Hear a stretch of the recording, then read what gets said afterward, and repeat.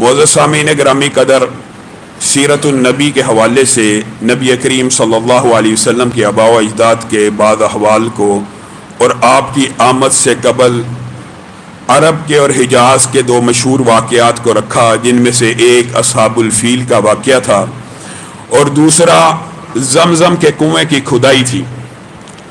یاد رہے زمزم کے پانی کے بارے میں نبی کریم صلی اللہ علیہ وسلم کی متعدد حدیثیں موجود ہیں کہ یہ کھانے والے کے لیے کھانا ہے، شفا لینے والے کے لیے دوائی ہے، وغیرہ وغیرہ۔ اس کو جس نیت سے پیا جائے یہ وہی کام سر انجام دیتا ہے۔ اس میں اللہ رب العزت نے ایسی برکت رکھی ہے، اور اس پانی کا ایک پروٹوکول بھی نبی کریم صلی اللہ علیہ وسلم کی سنت سے ثابت ہے کہ نبی کریم صلی اللہ علیہ وسلم اس کو قبلہ رخ ہو کر کھڑے ہو کر پیا کرتے تھے۔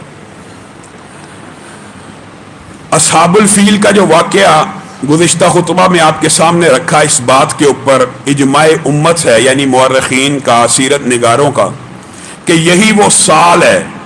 ایک طرف یہ جو اتنا عظیم الشان واقعہ ہوا، اس کے اثرات رومیوں، ایرانیوں، پوری دنیا نے محسوس کیے۔ کیوں؟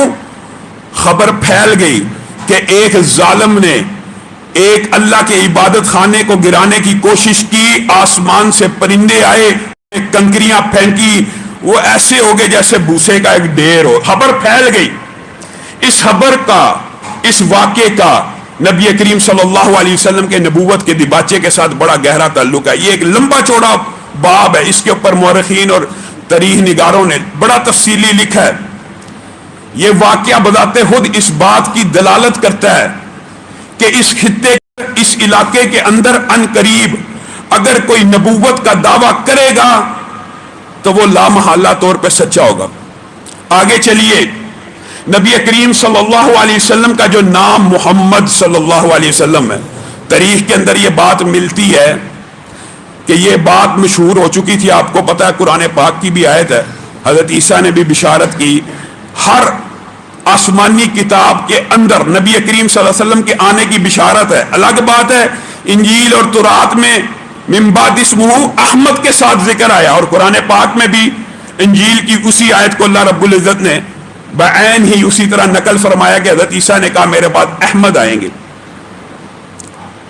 نبی کریم صلی اللہ علیہ وسلم کا نام محمد صلی اللہ علیہ وسلم تورات اور انجیل میں اس حوالے سے اگر کوئی تفصیلی مطالعہ کرنا چاہے، احمد دیدات کی، ذاکر نائک کی، امیر حمزہ صاحب کی اور دیگر کتابیں موجود ہیں کہ محمد صلی اللہ علیہ وسلم دیگر مذاہب کی کتابوں میں انہوں نے یہاں تک بات ثابت کی ہے کہ بعین اسی لفظ کا ترجمہ فارکلیت تورات اور انجیل میں موجود ہے، اور عربوں اور حجاز میں اس نام کا شہرہ پھیل چکا تھا کہ آنے والا نبی احمد ہوگا اور محمد ہوگا صلی اللہ علیہ وسلم۔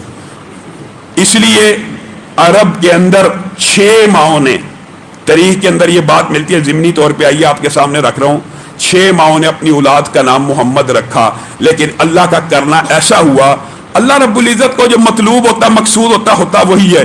ان 6 میں سے کسی نے بھی الحمدللہ نبوت کا دعویٰ نہیں کیا۔ نبی کریم صلی اللہ علیہ وسلم کے دادا نے نبی کریم صلی اللہ علیہ وسلم کے والد کی شادی آمنہ بنت وہب سے کی۔ یہ بھی قریشی ہیں اور بڑے عالی نسب والی ہیں۔ یہ واقعہ جب عبداللہ کو 100 اونٹوں کے برابر دیت کے طور پہ آزاد کیا گیا، فال اس وقت 100 اونٹوں کے نام پہ نکلی، اس کے بعد آپ کی شادی کا بندوبست کیا گیا۔ یہاں پہ تاریخ نگاروں نے سیرت کی جتنی کتابیں ہیں، انہوں نے اس شادی کے حوالے سے اور اس دن کے حوالے سے بڑی لمبی چوڑی تفصیلات لکھی ہیں، جن میں سے بعض روایات ضعیف ہیں، بعض درست ہیں۔ مختصر خاکہ یہ جو میں آپ کے سامنے سیرت کی تاریخ رکھ رہا ہوں، یہ بالکل مختصر کر کے آپ کے سامنے رکھتا ہوں۔ جو نچوڑ ہوتا ہے میرے علم کے مطابق، جس رات آپ کی شادی ہوئی ورقہ بن نوفل کی بہن، ورقہ بن نوفل کی بہن، سیرت کی کتابوں میں یہ بات مذکور ہے کہ ان کو حضرت محمد صلی اللہ علیہ وسلم کے والد عبداللہ کے چہرے پہ، ان کے ماتھے پہ، ان کی پیشانی پہ ایسا نور نظر آیا کہ ورقہ بن نوفل کی بہن نے کہا اے عبداللہ آپ آمینہ سے شادی کرنا چاہتے ہیں، آپ مجھ سے شادی کر لیجئے۔ ورقہ بن نوفل کی بہن نے کہا آپ مجھ سے شادی کر لیجئے، اور بعض تاریخ نگاروں نے یہ بات لکھی کہ ورقہ بن نوفل کی بہن نے یہ کہا کہ آپ ہمارے ساتھ آج رات گزاریے۔ یہ بات درست نہیں ہے، اصل میں انہوں نے دعوت نکاح ہی دی تھی، دعوت برائی کا ذکر اگرچہ تاریخ کی بعض کتابوں میں موجود ہے لیکن وہ باتیں سندن درست نہیں ہیں۔ اب ہوا کیا، جناب عبداللہ نے یہ رات جناب آمنہ کے ساتھ بسر کی۔ بسر کرنے کے اگلے دن ورقہ بن نوفل، وہ آپ کو پتا ہے بڑی شان و منزلت والے، ان کی بہن کو کہا اب آپ کا کیا خیال ہے میرے ساتھ نکاح کرنے کے بارے میں، میں تیار ہوں۔ ان کی بہن نے ان کو دیکھا اور کہا جس نور کو میں تیرے ماتھے پہ چمکتا پاتی تھی، لگتا ہے وہ نور آمنہ کے گود میں منتقل ہو چکا ہے، اب میں تجھ سے شادی نہیں کروں گی۔ یہ بات تاریخ کی روایات کے اندر موجود ہے۔ پھر یہ بات بھی یاد رکھیے، اس بات کے اوپر بھی اجماع ہے کہ عام الفیل کا یہ جو سال ہے، اسی سال نبی محترم صلی اللہ علیہ وسلم کی پیدائش 50 یا 55 روز کے مابین، اس واقعے کے مابین یعنی اس واقعے کے گزر جانے کے 50 یا 55 دن کے بعد نبی کریم صلی اللہ علیہ وسلم کی پیدائش حضرت آمنہ کے گھر میں ہوئی۔ اور یہ بات یاد رکھیے، ایک بہت بڑے مصری مورخ ہیں، انہوں نے تاریخ کا حساب لگایا، تاریخ کا، کہ عام الفیل 570 عیسوی کے اندر پیر کا دن کس کس تاریخ کو آتا ہے، اور عام الفیل سے اس کا فاصلہ 50 اور 55 دن کا کس کس حساب سے بنتا ہے، تو وہ اس نتیجے پہ پہنچے کہ وہ 20 اپریل سے لے کے 22 اپریل کے مابین کوئی دن تھا جب پیر کا دن آیا۔ آج کل کے کیلنڈر کے حساب سے اگر اندازہ لگایا جائے تو وہ 20 اپریل عیسوی تاریخ بنتی ہے، اور اگر اسلامی مہینے کی تاریخ کا حساب لگایا جائے، آپ کو یہ بات بھی یاد رکھنی چاہیے کہ اسلامی مہینے کی تاریخ آپ کو پتا کبھی 29 کا مہینہ ہوتا، کبھی 30 کا، اس لیے یہ جو تاریخ پیدائش کے اوپر اختلاف ہے یہ چاند کی کمی اور بیشی کی وجہ سے ہے۔ اس لیے زیادہ تر مورخین اس بات کے اوپر آئے کہ نبی کریم صلی اللہ علیہ وسلم 8 سے لے کر 12 اول کے مابین جو پیر آئی اس میں پیدا ہوئے، یعنی پیر کے دن کے اوپر اجماع امت ہے، عام الفیل کے اوپر اجماع امت ہے۔ اختلاف یہ ہے 20 اپریل تھی عیسوی تاریخ، 22 اپریل تھی، اختلاف یہ ہے 9 ربیع الاول تھی، 12 ربیع الاول تھی۔ زیادہ تر مورخین کا یہی موقف ہے، یا وہ دن 9 ربیع الاول کا تھا یا وہ دن 12 ربیع الاول کا تھا۔ اور مصری مورخ نے یہ تحقیق کی ہے کہ یہ 20 اپریل کے قریب بنتی ہے، اسی نے یہ بات بھی لکھی ہے کہ علم فلکیات اور تاریخ کے حساب سے اگر دیکھا جائے تو یہ 9 ربیع الاول بنتی۔ لیکن مختصر بات یہ ہے کہ نبی کریم صلی اللہ علیہ وسلم ربیع الاول کے مہینے میں پیدا ہوئے، عام الفیل کے سال پیدا ہوئے، اور وہ دن کون سا تھا؟ پیر کا دن تھا۔ اسی لیے نبی کریم صلی اللہ علیہ وسلم سے پوچھا گیا آپ پیر کے دن روزہ رکھتے ہیں، اس کی کیا حکمت ہے اور علت ہے؟ یاد رکھیے، ایک بات اور یاد کر لیجئے، کلیے کی کسی شرعی حکم کی علت اور حکمت معلوم ہو جائے یہ ایک اضافی بات ہے، اور اگر معلوم نہ بھی ہو تو ہمارے پہ فرض ہے۔ گدھا اللہ کے رسول نے حرام کیا ہے، علت کیا ہے؟ پتا ہو بہت اچھی بات ہے، نہیں پتا حرام ہے۔ جو چیز نبی کریم کہہ دیں بس وہی کافی ہے۔ نبی کریم سے لیکن صحابہ نے سوال کیا آپ پیر کے دن روزہ رکھتے ہیں، اس کی کیا وجہ؟ تو نبی کریم نے پھر حکمت بھی بیان کر دی، کہا میں پیر کے روز پیدا ہوا، میں پیر کے روز پیدا ہوا۔ خود نبی کریم کہتے ہیں اور میں چاہتا ہوں کہ میں ہر پیر کو روزہ رکھوں کہ جب بھی یہ دن آئے میرا یوم پیدائش ہفتے روزے کے اعتبار سے، میرے بھائیوں سال گیرہ کے حساب سے نہیں، ایک سال بعد نہیں، ہر ہفتے جس نے نبی کریم صلی اللہ علیہ وسلم کے یوم پیدائش کی خوشی منانی ہے، طریقہ بھی نبی کریم نے بتا دیا، اس نے عید نہیں منانی، اس نے کیا کرنا ہے؟ روزہ رکھنا ہے۔ روزے اور عید کا تصور آپ کے ذہن میں کلیئر ہے کہ جس دن روزہ اس دن عید نہیں ہوتی، اور جس دن عید ہو اس دن روزہ نہیں ہوتا۔ گویا نبی کریم صلی اللہ علیہ وسلم نے اپنی پیدائش کے دن روزہ رکھ کے اللہ رب العزت کا شکر ادا کیا۔ آپ نے اور میں نے اگر کسی کا دل کرتا ہے اس دن کو سیلیبریٹ کرنے کا تو کیا طریقہ ہے؟ اس دن روزہ رکھا جائے، جب پیر کا دن آئے روزہ رکھا جائے، نبی کریم کی پیروی بھی ہوگی، اتباع بھی ہوگی، ثواب بھی مل گیا۔ اور یہ جو فلسفہ ہے کہ ہم نے سیلیبریٹ کرنا ہے تو آئیے اس طرح کیجئے جس طرح نبی کریم صلی اللہ علیہ وسلم نے اپنے یوم پیدائش کو کیا۔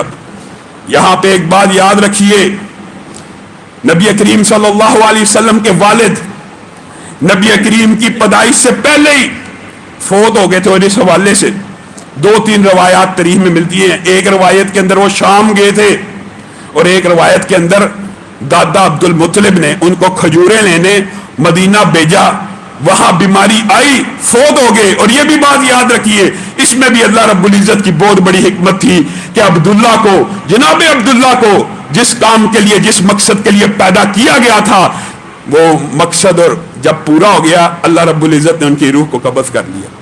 پہلے ذبح ہونے سے بچایا، پھر کوئی اولاد دیکھے بغیر، بالعموم ہاشمی اور قریشیوں کی عمر لمبی لمبی ہے، لیکن آپ کے والد کا اچانک اس دنیا سے چلے جانا یہ بھی اس بات کے اوپر دلالت کرتا ہے کہ بس اللہ رب العزت کو جو مطلوب اور مقصود تھا وہ ہو گیا۔ اور نبی کریم اپنے اس پیدائش کے دن سے قبل آپ کو اور مجھے ایک بات کہتے ہیں کہ میری پیدائش کا دن تو تھا ہی، میں پیر کو پیدا ہوا، لیکن انا دعوت ابی ابراہیم، میں اپنے باپ ابراہیم کی دعاؤں، ربنا وبعث فیہم، قرآن پاک میں موجود آیت، اے اللہ ان میں ایسا رسول بھیج جو ان کو آیتیں پڑھ پڑھ کے تیرے کلام کی سنائے، ان کو پکیزہ کرے۔ میں انا دعوت ابی ابراہیم، میں اپنے باپ ابراہیم کی دعا کا نتیجہ ہوا، بشرا عیسیٰ، اور عیسیٰ کی بشارت، ومبشرا برسول یاتی من بعد اسمہ احمد، دونوں آیتیں ایک حدیث ہے، کریم نے حدیث یہ بولی ہے، اور یہ دونوں کی دونوں آیتیں قرآن پاک میں پوری کی پوری موجود ہے، ابراہیم کی دعا بھی موجود ہے اور حضرت عیسیٰ کی بشارت بھی موجود ہے۔ اسی حدیث کے اندر ایک اور بات نبی کریم صلی اللہ علیہ وسلم نے کی، مسند احمد کی حدیث ہے، کتنی شان اور منزلت والی، کہ جب میں نے پیدا ہونا تھا میری والدہ نے خواب دیکھا، میری والدہ خواب دیکھا، کیا خواب دیکھا؟ کہ ان کے بطن سے ایک نور نکلا ہے، ایک روشنی نکلی ہے جس نے شام کے محلات کو روشن کر دیا، شام کے محلات کو روشن کر دیا۔ اور آپ کی والدہ نے اسی لیے کہا تھا، آپ کی والدہ خود بیان کرتی ہیں، حضرت حلیمہ سعدیہ کا بھی آج واقعہ آئے گا، اس میں تفصیل آپ کے سامنے رکھوں گا۔ اس کے اندر آپ کی والدہ نے کہا آپ کا حمل نہایت خفیف تھا، نہایت عمدہ تھا، میں نے خواب دیکھی تھی کہ میرے بطن سے ایک نور نکلا ہے جس نے شام، اور اس روایت کے الفاظ ہے بصرہ کے بھی محلات کو روشن کر دیا۔ اور اس کی مراد اور اس کی تعبیر سارے علماء نے یہی کی کہ نبی کریم صلی اللہ علیہ وسلم کا دین شام تک جائے گا، بصرہ تک جائے گا، پھیلے گا، اسلام کا نور نبی کریم صلی اللہ علیہ وسلم کی تعلیمات کی روشنی پورے عالم دنیا پہ چھائے گی، یہی تعبیر تھی۔ اور تعبیر کا ہونا، واقعہ ہونا آپ سب کے سامنے آج 1400 برس گزر چکے ہیں، اللہ کی قسم وہ بجلی کا کڑکا تھا یا سوتے ہادی، عرب کی زمین جس نے ساری ہلا دی، وہ کتنے عظیم انسان تھے، ایک بشر نے آدمی کا بول بالا کر دیا، ایک بشر نے، ایک عرب نے آدمی کا بول بالا کر دیا، وہ عظیم شخصیت۔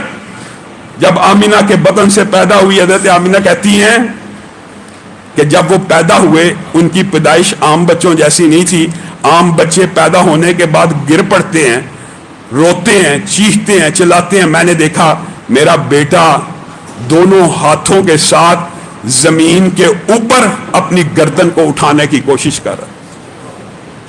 یہ حضرت حلیمہ کو جناب آمنہ نے خود واقعہ سنایا۔ آگے چلیے، نبی کریم صلی اللہ علیہ وسلم کی پیدائش سے ظلمت چھٹ گئی، آپ آئے۔ کئی مرتبہ دل کرتا ہے نبی کریم صلی اللہ علیہ وسلم کی ایسی نعت کہی جائے، لیکن وقت کی کمی کی وجہ سے میں بہت سی باتیں آپ کے سامنے مختصر رکھتا ہوں۔ اللہ کی قسم آقا علیہ الصلوۃ والسلام پیدائش سے لے کے وفات تک آپ کی پوری زندگی کو اللہ رب العزت نے نمونہ قرار دیا، اس کی کچھ وجوہات ہیں۔ آپ والضحیٰ کا چہرہ لے کے آئے ہیں، آپ واللیل کی زلف لے کے آئے ہیں، آپ علم نشرہ کا سینہ لے کے آئے ہیں، آپ ما زاغ البصر کی نگاہ لے کے آئے ہیں، آپ قد نرا تقلب وجہ کا فی السماء کا چہرہ لے کے آئے ہیں۔ آپ سے اعلیٰ نہ آپ سے پہلے کوئی آیا ہے نہ آپ کے بعد کوئی آئے گا، لیکن میرے بھائیوں سیرت کا سبق سمجھنے کے ساتھ ساتھ یہ بات بھی سمجھنی ہے، یہ جس ذات کی جس شخصیت کی سیرت کا مطالعہ کر رہے ہیں یا سیکھ رہے ہیں، اگر یہ ذات اجماع امت ہے، اجماع امت، یہ ذات کائنات میں سب سے اعلیٰ ہے، بعد از خدا بزرگ توئی قصہ مختصر، مخلوقات میں سب سے اعلیٰ افضل اگر کوئی ہے تو حضرت محمد رسول اللہ صلی اللہ علیہ وسلم ہے۔ اگر یہ اجماع امت ہے تو جس ہستی کی ذات سب سے اعلیٰ ہے اس کی بات اعلیٰ کیوں نہیں؟ ہم نے یہ سمجھنا ہے ذات اعلیٰ ہے تو بات میرے مولوی کی اعلیٰ ہے، ذات نبی کی اعلیٰ، بات میرے مفتی کی، میرے علامے کی، میرے فقیہ کی، میرے امام کی۔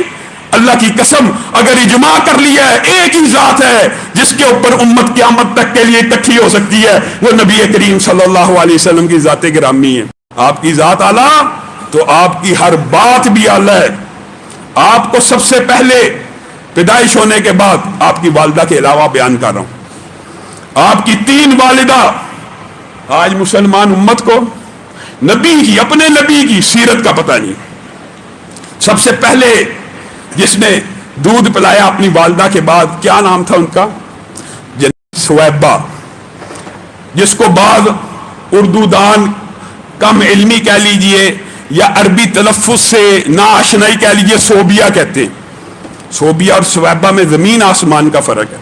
ان کا اصل نام سویبہ ہے، یہ ابو لہب کی لونڈی تھی، اور اسی کے بارے میں آپ کو پتہ مشہور ایک بات بنی ہوئی ہے کہ ابو لہب کے کسی رشتہ دار نے خواب میں دیکھا تھا کہ ابو لہب نے نبی کریم کی پیدائش پہ ان کو آزاد کیا تھا، اس کی وجہ سے ابو لہب کو الٹے ہاتھوں میں کچھ پانی ملتا ہے۔ آپ نے یہ روایت سنی ہوگی، یہ بات آپ نے سنی ہوگی، دیکھیں بات آئی ہے تو کر رہا ہوں۔ ابو لہب کے کسی رشتہ دار نے خواب دیکھا، نام بھی پتہ نہیں، مجہول، کسی رشتہ دار نے خواب دیکھا۔ خواب حجت ہوتی ہے شرع۔ خواب دیکھنے کے اندر کیا فرما رہے ہیں کہ ابو لہب کے ہاتھ کے اندر پانی پلایا جا رہا ہے، یہ تو قرآن کے بھی خلاف ہے۔ تبت یدا ابی لہب و تب، اللہ کہہ رہا ہے ابو لہب کے دونوں ہاتھ ٹوٹے، اور اللہ جس کو کہے نا ٹوٹے یا ٹوٹ گئے، وہ ٹوٹ گئے۔ آپ کہتے ہیں نہیں اسی ہاتھ کے اندر پانی پلایا جا رہا ہے، یہ کہاں سے باتیں آئیں؟ یہ سب من گڑت باتیں ہیں۔ ہاں، حضرت سویبہ نے نبی کریم صلی اللہ علیہ وسلم کو ان کی والدہ کے بعد سب سے پہلے دودھ پلایا، اور نبی کریم صلی اللہ علیہ وسلم عمر بھر اس رشتے کا احترام کرتے رہے۔ آپ کے سامنے مشہور حدیث ہے، ام حبیبہ نے نبی کریم صلی اللہ علیہ وسلم کو کہا تھا کہ میری بہن سے نکاح کیجئے۔ نبی کریم صلی اللہ علیہ وسلم کو غصہ آ گیا، آپ کو پتہ نہیں ہے ایک نکاح میں 2 بہنیں اکٹھی نہیں ہو سکتی؟ ام حبیبہ نے کہا ہمیں پتہ تو ہے، لیکن ہم نے سمجھا شریعت کا کوئی حکم تبدیل ہو گیا ہے، کیونکہ آپ ام سلمہ کی بیٹی سے شادی کرنا چاہتے ہیں، ہم نے سنا ہے۔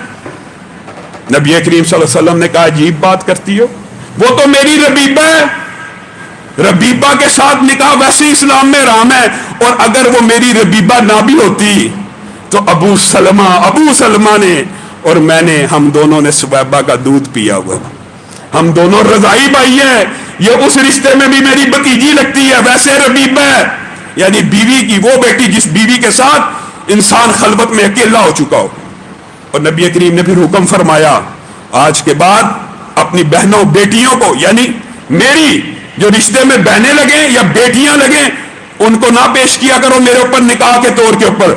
یہ جناب سویبہ پہلی ہیں جنہوں نے نبی کریم صلی اللہ علیہ وسلم کو دودھ پلایا۔ اس کے بعد نبی کریم صلی اللہ علیہ وسلم کی پرورش جس خاتون نے کی، اور جتنی ڈیٹیل کے ساتھ اللہ کی قسم انہوں نے نبی کریم صلی اللہ علیہ وسلم کا حلیہ بیان کیا، کسی نے نہیں کیا۔ کون ہے؟ ام ایمن، یہ جناب عبداللہ کی خادمہ تھیں، ان کا نام برکت تھا، ان کا اصل نام برکت بھی تھا، ان کو ام ایمن کہتے ہیں، یہ حبشہ سے آئی تھی، یہ وہی ام ایمن ہے۔ یہ بھی بات ہمیں پتہ نہیں، جن کو نبی کریم صلی اللہ علیہ وسلم نے آزاد کیا، اور کس سے شادی کروائی؟ زید بن حارثہ سے، انہی کے بطن سے اسامہ بن زید پیدا ہوئے۔ یہ وہ ام ایمن ہے जिन्होंने नबी करीम सल्लल्लाहु अलैहि वसल्लम के बारे में ये तरीही अल्फाज किए हैं, वो चमकता हुआ सूरज था कि दमकता हुआ चांद था। जब आता था अपने साथ बरकतों को लेके आता था, और जब चला जाता था आंखें दीदार के लिए तरसना शुरू हो जाती थी। ये आपकी दूसरी वालिदा है जिन्होंने आपकी परवरिश की। हाँ, इस बात के ऊपर यकीन है कि उम्मे ऐमन ने आपको अपना दूध नहीं था पिलाया, रज़ाई वालिदा नहीं थी, क्योंकि आपकी शादी आजाद होने के बाद नबी करीम सल्लल्लाहु अलैहि वसल्लम ने बड़ी उम्र में ज़ैद बिन हारिसा से की थी, और उनके यहाँ से उसामा बिन ज़ैद पैदा हुआ। इंशाल्लाह जब ये बाब आएंगे सहाबा की सीरत के वाले से, वहां पे इन दो जलीलुल कदर सहाबा की सीरत का तज़किरा भी होगा। और तीसरी वालिदा जिसका तज़किरा अल्हम्दुलिल्लाह शुक्र है, उनका जिक्र हमारे मुआशरे में आम है। ये अम्मी आमिना के अलावा की बात कर रहा हूं। हजरत हलीमा सादिया बनु साद की थी। ये खुद अपना सारे का सारा वाकया बयान करती हैं, और सही और मुस्तनद रवायात के साथ कहती हैं, जिस दिन नबी करीम सल्लल्लाहु अलैहि वसल्लम की पैदाइश हुई, उस दिन के बाद अरब के अंदर ये एक मामूल था कि लोग अपने बच्चों को रज़ात के लिए बदवी इलाकों में, शहर से बाहर देहातों में भेजा करते थे। इसकी हिकमतें भी मुहद्दिसीन, मुफस्सिरीन और मुअर्रिखीन ने बड़ी बयान की हैं। यह भी एक लंबा चौड़ा बाब है, लेकिन चूंकि वो तफसीलात कुछ ज्यादा है, मुख्तसर उसका खुलासा ये है कि जो बच्चा शहरी माहौल में परवरिश पाता है और जो बच्चा देहाती माहौल में परवरिश पाता है, उसके अंदर बुनियादी तौर पे 3-4 जौहरी फर्क होते हैं। देहात और खुली फिजा में परवरिश पाने वाला बच्चा बुनियादी तौर पे जुर्रतमंद होता है, बुनियादी तौर पे उसका फिक्र और शऊर और उसका जहन और उसकी फितरत उम्दा तरीके से नशोनुमा पाती है। शहरी जिंदगी के अपने फवायद हैं, लेकिन बंद कमरे, घुटन ज़दा माहौल, आजकल का भी अगर आप हिसाब लगा दे तो पोल्यूशन से भरा हुआ डरबे नुमा कमरे, एक देहाती और बदवी माहौल।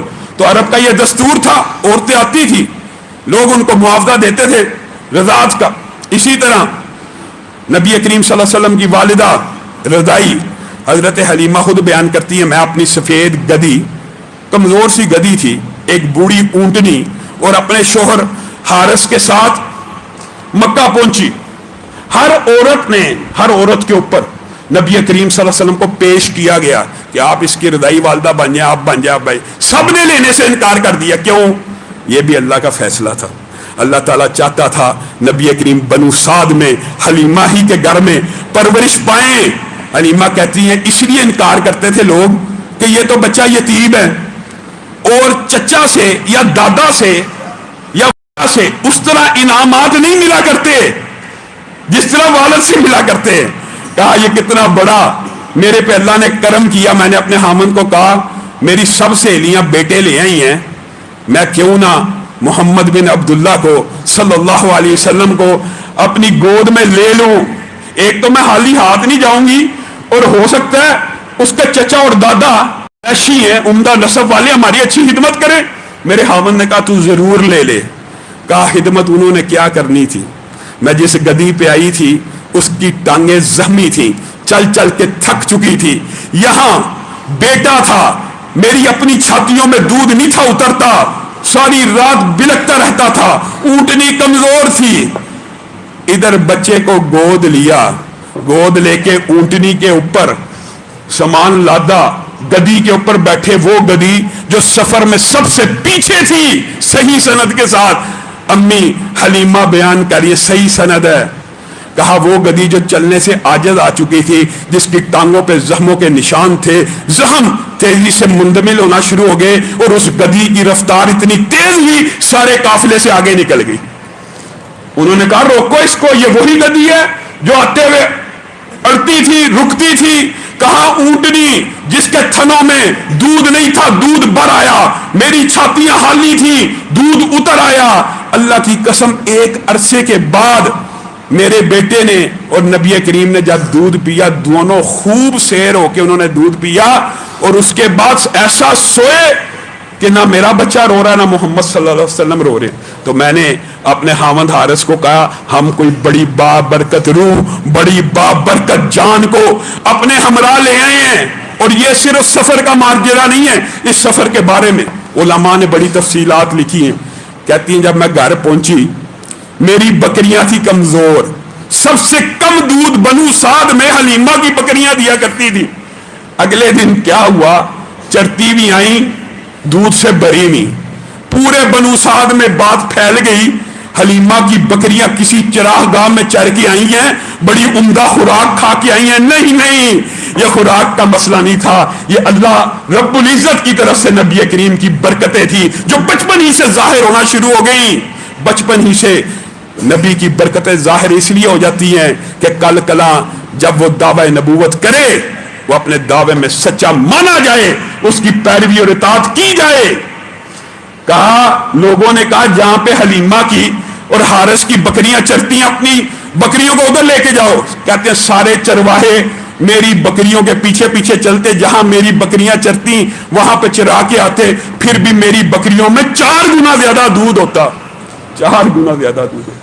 یہ برکتیں ایسی تھی کہ ہمیں محمد صلی اللہ علیہ وسلم سے اپنے بیٹے سے بڑھ کے محبت ہوگی, اور یہی اللہ رب العزت چاہتے تھے, یہی اللہ کو مطلوب تھا کہ بنو سعد کے لوگ اس محمد صلی اللہ علیہ وسلم کو صرف حلیمہ نہیں, صرف حارث نہیں, پورا بنو سعد اپنا بیٹا مان لے. اور نبی کریم صلی اللہ علیہ وسلم کو یتیم پیدا کیا گیا. اس کی بھی علماء نے حکمتیں بیان کی ہیں, اور جو بار بار آگے چل کے آپ کو پتہ لگے گا نا, والدہ چھین لی گئی, دادا چھین لیے گئے, والد نہیں ہے. اس کی بھی اللہ کی قسم ایک بہت بڑی حکمت ہے. بچپن سے نبی کریم صلی اللہ علیہ وسلم نے لاڈ پیار اور اس طرح ناد و نام نہیں دیکھا. یہ نبی جو یتیم مکہ ہے, جس کو کبھی خود اس طرح والدین کا لاڈ پیار نصیب نہیں ہوا, اس نے امت کے غریبوں کے ساتھ, اس نے امت کے یتیموں کے ساتھ, اس نے امت کی بیواؤں کے ساتھ کس قسم کا لاڈ پیار کیا. 1400 برس گزر گئے ہیں, اللہ کی قسم آج بھی دل میں سے دعا نکلتی ہے, آج بھی زبان سے درود نکلتا ہے, تو اس شخصیت کے بارے میں نکلتا ہے کہ نہیں, جس نے ہمیں پہننے کا طریقہ, بہن بیٹی کی عزت, یتیموں کا, بیواؤں کا, یہ اتنے عظیم رسول ہیں. خود وہ محبت نہیں اللہ کی قسم کمائی جو ساری زندگی بانٹتے رہے. خود اس محبت کا میں کہتا ہوں چند, چاہے جتنی مرضی امی حلیمہ کی عظمت ہے, لیکن سگی ماں تو سگی ماں ہی ہوتی ہے. چاہے ابو طالب کی اور عبد المطلب کی قربانی ہے, لیکن سگا باپ تو سگا باپ ہی ہوتا ہے, اس سے محروم رہے. امی حلیمہ کہتی ہے 2 سال ایسے گزرے جیسے آندھی اور طوفان ہو, مدت رضا ختم ہوگی, دل میں غم بھر گیا, کلیجہ منہ کو آنے لگا, محمد صلی اللہ علیہ وسلم ہم سے دور ہو جائیں گے. کہا میں نے اور میرے حامد نے آپس میں ایک مشورہ کیا, ایک صلاح کی, ہم اس کی والدہ سے درخواست کریں گے کہ آپ اس کو مزید کچھ دیر ہمارے پاس رہنے دیں, اس کی نشو نما دیکھیں. اور ان کی نشو نما کے بارے میں بھی حضرت حلیمہ سعدیہ فرماتی ہیں کہ جتنا بڑا اور جتنی تندرستی باقی بچوں کو ایک ماہ میں ہوتی, محمد صلی اللہ علیہ وسلم کی نشو نما 1 ہفتے میں اتنی ہو جایا کرتی. 2 سال میں تندرست تھے, لے کے آمنہ کے پاس پہنچی, اور جو ہم نے پروگرام اور صلاح مشورہ کیا تھا امی آمنہ کے سامنے وہی ساری باتیں رکھنا شروع کر دی. مکہ میں بڑی وبا ہے, مکہ میں بڑی بیماریاں ہیں, آپ کی مہربانی ہے, یہ بچہ بڑا اعلیٰ ہے, اس بچے کی ہم آپ سے کوئی اجرت نہیں لیں گے. اجرت تو اللہ رب العزت نے جو دینی ہے قیامت کے دن وہ تو مل ہی جانی ہے, دنیا میں ہم اجرت نہیں لیں گے. جناب آمنہ کا کلیجہ پسیج گیا, عورت تھی, کہا اچھا کچھ دیر کے لیے رکھ لو. پھر صحیح روایات کے اندر جو الفاظ ہیں اس واقعے کے اوپر اگرچہ تاریخ کا یعنی ڈیٹس کے اعتبار سے اختلاف موجود ہے کہ یہ واقعہ آیا 2 سال کے بعد 6 مہینے بعد پیش آیا یا 4 سال کی عمر میں پیش آیا, لیکن صحیح مستند روایات کا اگر بغور مطالعہ کیا جائے, تمام روایات کو جمع کیا جائے, تو یہ بات پتہ چلتی ہے جب آمنہ سے دوبارہ حلیمہ سعدیہ نبی کریم صلی اللہ علیہ وسلم کو لے کے آئی تھی, اس سے ٹھیک 6 ماہ بعد امی حلیمہ گھر میں بیٹھی ہوئی ہیں, بچے دوڑتے ہوئے آئے, آپ کا بیٹا قتل ہو گیا, معاذ اللہ, آپ کا بیٹا قتل ہو گیا. کیا ہوا؟ 2 آدمی آئے تھے, آپ کے بیٹے کے سینے کو چاک کیا تھا, ہمارے سامنے ہم نے دیکھا ہے, انہوں نے اس کا دل نکال لیا, ہم خوف اور دہشت سے بھاگتے ہوئے آپ کے پاس آ گئے. اس کو کہتے ہیں شک صدر کا پہلا واقعہ. اور بعض مورخین نے آپ کو پہلے بتا دیا یہ اس کو 4 ہجری 5 ہجری لکھا ہے, لیکن یہ واقعہ 2.5 برس کی عمر میں, کیونکہ نبی کریم صلی اللہ علیہ وسلم نے بنو سعد کے اندر اتنی مدت گزاری ہے, بنو سعد میں اس کے بعد رہے ہی نہیں, اس لیے 4 سال کی جو باتیں ہیں اس کے اندر سند کے اندر ضعف موجود ہے. اب امی حلیمہ اور جناب حارث نبی کریم صلی اللہ علیہ وسلم کے جو رضائی والدہ دوڑتے ہوئے گئے, دیکھا وہاں پہ تو کوئی ایسا معاملہ ہی نہیں ہے. نبی کریم صلی اللہ علیہ وسلم پریشانی کے عالم میں ضرور کھڑے ہیں.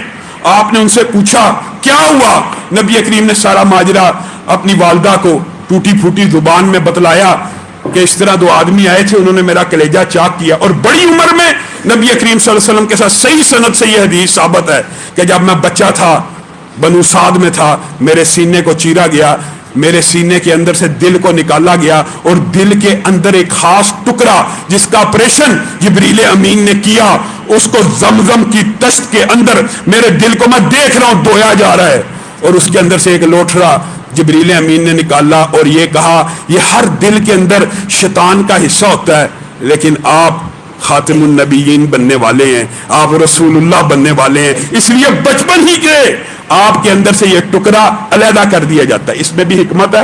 نبی کریم صلی اللہ علیہ وسلم نے اللہ کی قسم بچپن ہی کے اندر کبھی لہو, کبھی بچے ہیں, بچہ کھیلتا ہے, بچہ کودتا ہے, بچہ میلوں میں جا سکتا ہے, لیکن نبی کریم صلی اللہ علیہ وسلم کی ٹریننگ, تربیت اور مستقبل میں آپ سے جن کاموں کو لینا تھا اس کا لازمی تقاضا یہ تھا کہ بچپن ہی کے اندر آپ کے دل کے اندر سے وہ جو ہر دل کے اندر شیطان کا ایک حصہ اس کو نکال کے علیحدہ کر دیا گیا.